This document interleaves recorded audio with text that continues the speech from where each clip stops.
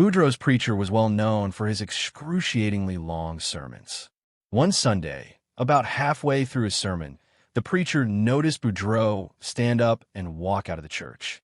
A little later, Boudreaux came back in and sat down. After the service, the preacher asked Boudreaux where he had gone. Boudreaux told him, "I went to get myself a haircut." The preacher asked, "Why didn't you do that before coming to church?" Boudreaux tells him, "Because I didn't need one when I got here." A blonde woman received a text message that said, "If you're smart, send $200, and if you're wise, send $300. The blonde sent $500 and replied, "I'm both smart and wise. Gone are the days when jokes were made about us." A fifth-grade teacher gave her class a simple homework assignment. Ask your parents to tell you a story that has a moral, and be ready to share it with the class tomorrow. The next day, the students returned eager to tell their stories. Susie went first. "We live on a farm," she said. "One day, I collected a basket full of eggs from the hen house. I was so excited that I started running toward the house, but I tripped over a rock and dropped the basket. Every single egg broke." The teacher smiled. "And what's the moral of the story, Susie?" "Don't put all your eggs in one basket." "Very good," the teacher replied. Next, it was Billy's turn. "We live on a farm too," Billy said. "We use incubators to hatch our eggs. One night, there was a terrible thunderstorm, and the power went out. None of the eggs hatched." "And what's the moral of your story, Billy?" "Don't count your chickens before they hatch." "Excellent," said the teacher. Finally, she turned to Janie. "Janie, do you have a story to share?" "Yes, ma'am," Janie replied. "My daddy told me a story about my mommy. She was a Marine pilot during Desert Storm. One day her plane was hit, and she had to parachute into enemy territory. The only thing she had with her were a flask of whiskey, a pistol, and a survival knife. She drank the whiskey on the way down so the bottle wouldn't break. The classroom was completely silent. When she landed, she found herself surrounded by 20 enemy soldiers. She used the pistol until she ran out of ammunition. Then she used the survival knife until the blade broke. And after that, she defeated the last one with her bare hands. The teacher stared at Janie in disbelief. "My goodness," she said. "What did your father say was the moral of that story?" Janie smiled and replied, "Don't mess with mommy when she's been drinking." An 86-year-old man went to his doctor for his regular checkup. After the examination, the doctor smiled and asked, "So, how have you been feeling?" The old man grinned. "Never better, doc. I've just married a beautiful 20-year-old woman, and she's pregnant with my child. What do you think about that?" The doctor paused for a moment, then smiled. "Let me tell you a story. I have an elderly friend, much like you, who's an enthusiastic hunter. He never misses hunting season.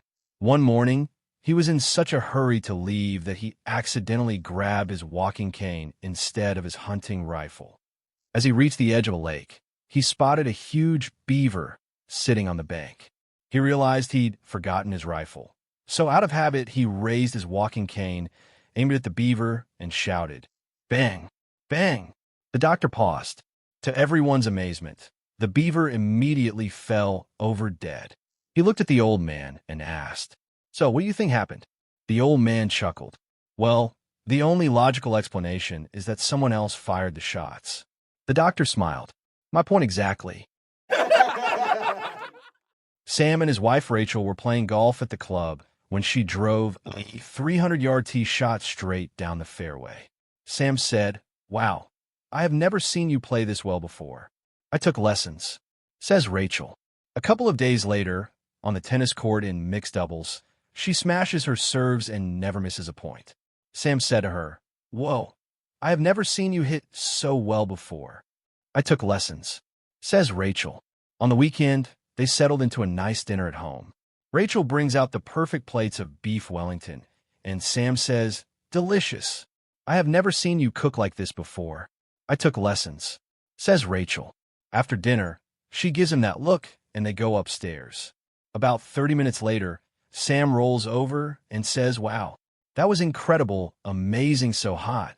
I want a divorce."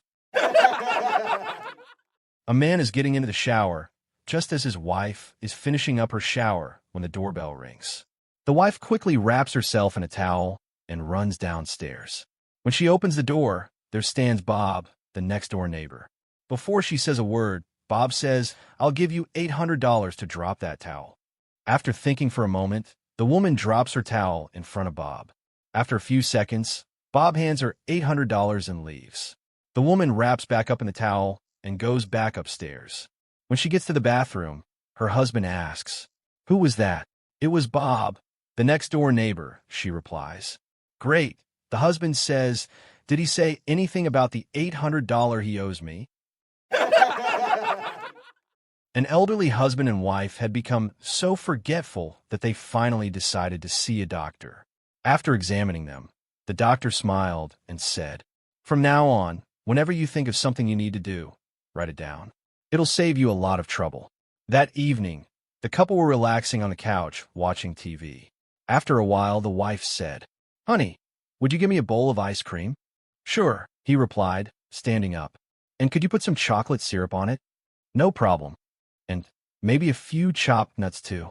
She smiled and said, "You'd better write it down, or you'll forget." He laughed. "It's only ice cream with chocolate syrup and nuts. I can remember that." About 10 minutes later, he returned from the kitchen carrying a plate of bacon and eggs. His wife stared at it for a moment, sighed, and shook her head. "See? I told you to write it down." She looked at the plate again and frowned. "Where's my toast?"